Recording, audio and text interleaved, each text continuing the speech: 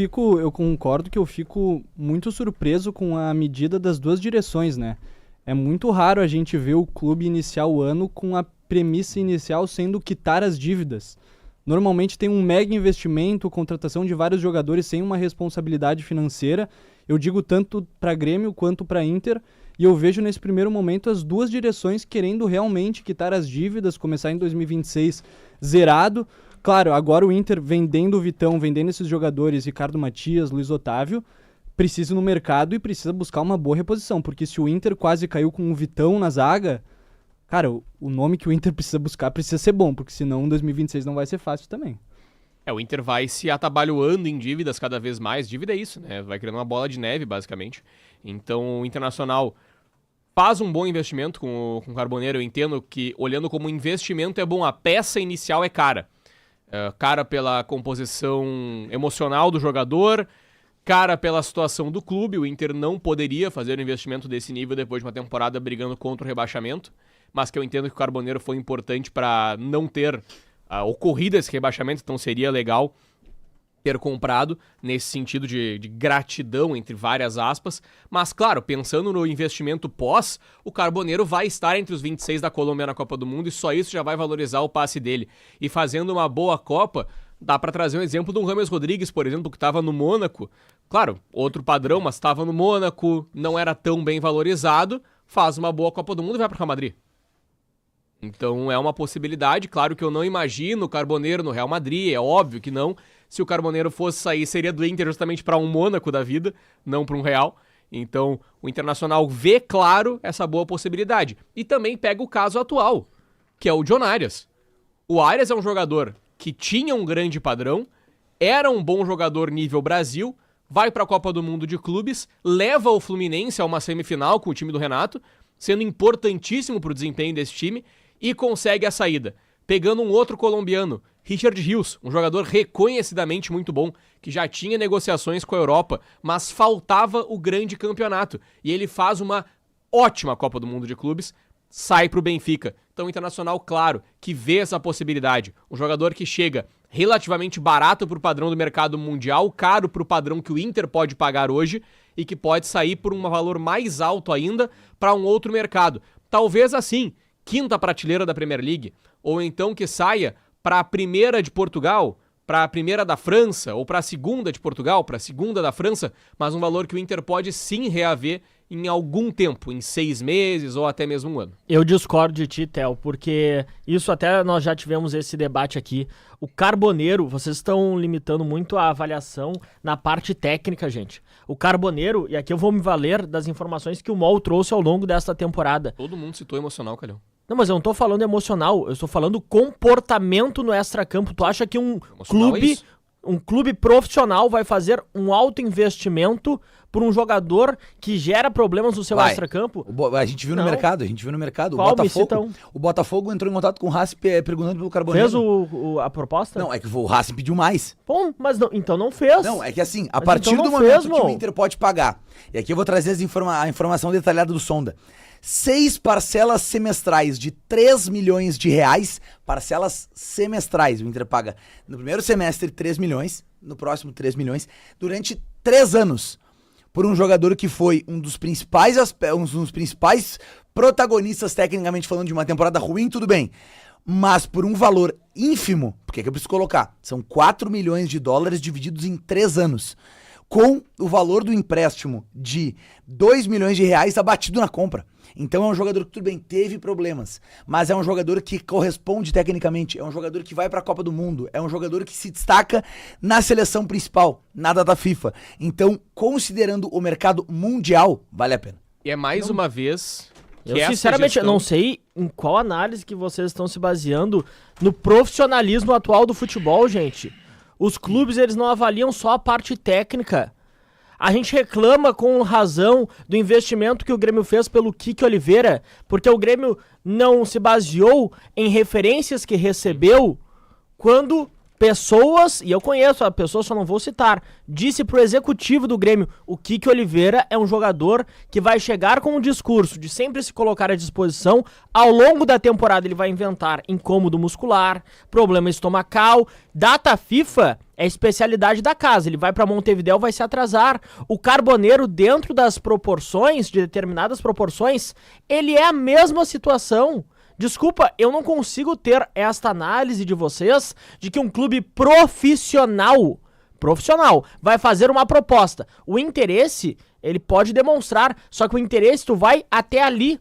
Quando tu busca informações mais aprofundadas, desculpa, eu não consigo ver um clube com esta capacidade avançando. É que, cara, eu consigo colocar as proporções do Kiki Oliveira pra defender o Carboneiro. Porque, tudo bem, o Carboneiro ele teve alguns episódios de indisciplina depois, em meio a uma temporada turbulenta. O Kiki Oliveira teve problemas em todos os momentos. E, a partir de todos esses problemas, o Nacional, de quase todos os problemas, que eu vou chegar lá, o Nacional demonstrou interesse. E o Nacional só pulou fora por conta da conexão com o narcotráfico. Mesmo assim, o Bahia contratou. Então, pra tu ver que, devido às proporções, porque o Kiki Oliveira tá em 80, o Carboneiro tá em 8, na questão disciplinar. Mesmo com todas as questões extracampo do Kiki Oliveira, ele conseguiu um clube. E o Kiki Oliveira não joga na seleção uruguaia como o Carboneiro joga na seleção colombiana. Não jogou o que o Carboneiro jogou em 2025. Então, ele tem problemas extracampo. Mas era um valor tão irrisório, considerando o parcelamento que foi estabelecido, que vale a pena. Porque o Inter vai conseguir negociar o Carboneiro por um valor maior. Qual é a garantia que tu tem, irmão? O meu maior medo é que essas questões de indisciplina, elas sejam ainda maiores em 2026 e isso inviabilize uma futura venda. Esse é o meu maior problema. Eu acho muito, muito difícil que todas essas questões inviabilizem uma venda, porque é um jogador que, mesmo com as situações e os valores já estabelecidos do Inter, mas com todos os episódios divulgados na grande imprensa, despertou o interesse do Botafogo. Então é um jogador que, disputando a Copa do Mundo, ele vai despertar interesse de outros clubes do futebol mundial, mais sérios e mais estruturados do que o Inter, que não vão permitir, e ele vai chegar com um outro comportamento nesses clubes. Porque é um jogador que ele valoriza e ele pensa muito na Copa do Mundo. Então, na seleção colombiana ele é um, no Internacional ele é outro. Então ele vai ser outro num clube do futebol europeu. Então, por conta disso, eu entendo que, tudo bem, foram episódios que atrapalharam a temporada, mas isso não vai impedir uma venda. Mas, se o Kiki Oliveira conseguir um clube, o Carboneiro consegue com uma facilidade tremenda. Mas um relato que tu deu durante a temporada, né, de 2025, foi que depois que ele foi convocado pra seleção, ele voltou uma perna. Sim. Né? Ele jogando uma Copa do Mundo, como que ele volta? Ele volta insuportável. Eu penso que ele nem volta. Porque pra mim é um jogador que o Inter pensou, ele é jovem, o Carboneiro tem 25 anos de idade, se não me engano. Então, tudo bem, como o Theo colocou, não é a primeira prateleira da Premier League, mas é um clube do futebol português, é um clube do futebol francês. 26 anos, o Rudá me confirma. Então, é um jogador relativamente jovem que a gente olha, tá, qual é a indisciplina do Carboneiro? Ele não quer marcar. O Mbappé também não marca. E tomou mijado do Luiz Henrique. Sabe qual foi a indisciplina dele? Quando o Pretzel trouxe a informação que ele saiu no soco no vestiário.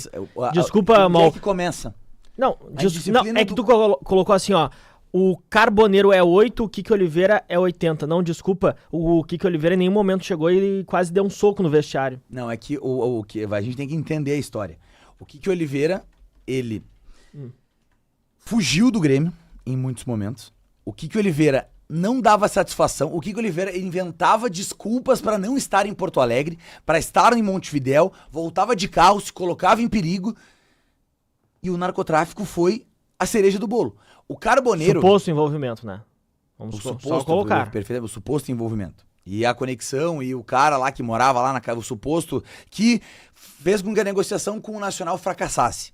Desta forma, o Carboneiro, quando a gente analisa as vias de fato dele com o mercado, a gente não pode justificar e tentar defender isso, não.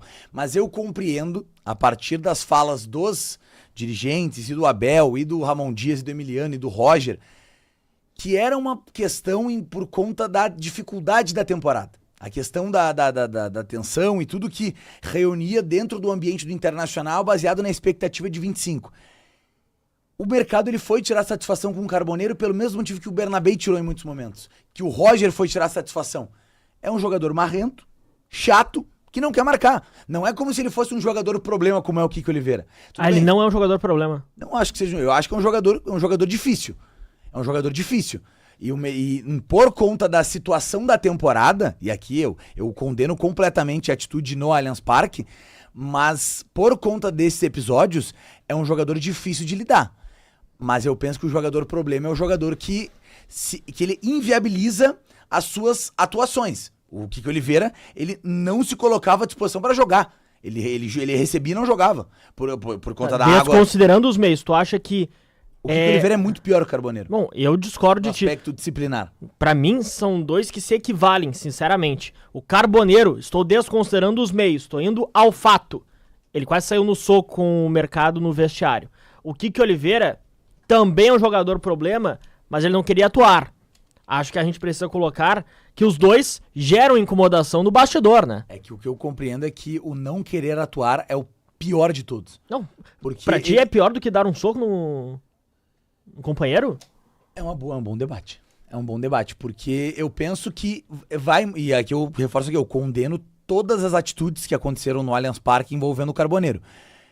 Mas, quem joga bola sabe, já diria Ribeiro Neto, que num momento de instabilidade total, os nervos, eles ficam à flor da pele. Os nervos, eles se afloram e, às vezes, os jogadores acabam sendo inconsequentes. Mas, no objetivo de vencer, no objetivo de se recuperar e de sair da situação difícil que estava o Internacional. Então, às vezes, isso acontece. Isso é do jogo. A gente pode ver vários relatos de jogadores campeões contando que nos anos 90 saíram na mão no vestiário. Então tudo bem, a gente não tá acostumado e a gente tem que condenar essa atitude. Mas eu penso que todos os episódios do Kiko Oliveira ao longo dessa temporada, eles trazem uma inconfiança, uma desconfiança muito maior desse jogador do que o Carboneiro. E isso desconsiderando o aspecto técnico, que foi uma discrepância surreal, onde o Carboneiro foi o fator determinante tecnicamente falando e o Kiko Oliveira não conseguia estar em campo. Então, pra mim, no conjunto da obra, totalizando e dividindo bem essas duas situações, pra mim a permanência do Carboneiro é justa e a saída do Kiko Oliveira fala por si. A minha interpretação, Bess, dessa negociação, além da questão extracampo, eu vou colocar também o parcelamento. O parcelamento é bom pro Inter, só que a longo prazo é ruim porque o Internacional vai trocar de gestão e o Barcelos, que tanto reclamou das dívidas que pegou, que tanto falou de austeridade financeira, que tanto falou de responsabilidade, é mais um parcelamento absurdo, mais um contrato longo que ele faz, 3 anos de 2 que ele não vai pagar. 2 que não vai ser ele, não vai ser o sucessor dele, porque a gestão foi pífia e não vai criar um sucessor. Então não vai ser a gestão dele, não vai ser o Bisol, não vai ser o Latino, vai ser outra pessoa que vai acabar gerindo o Inter e vai assumir as dívidas num montante maior do que as que o Barcelos pegou.